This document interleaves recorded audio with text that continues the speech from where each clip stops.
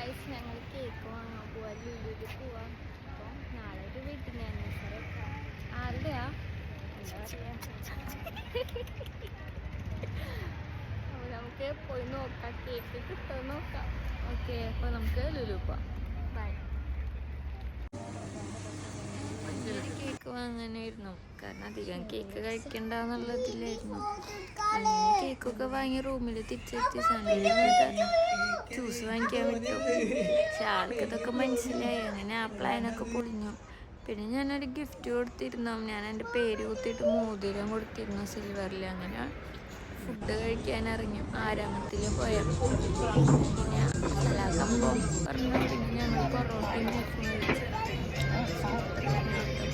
നല്ല ടേസ്റ്റാണ് പൊറോട്ടയും കുഞ്ഞി പൊറോട്ട കഴിച്ച്.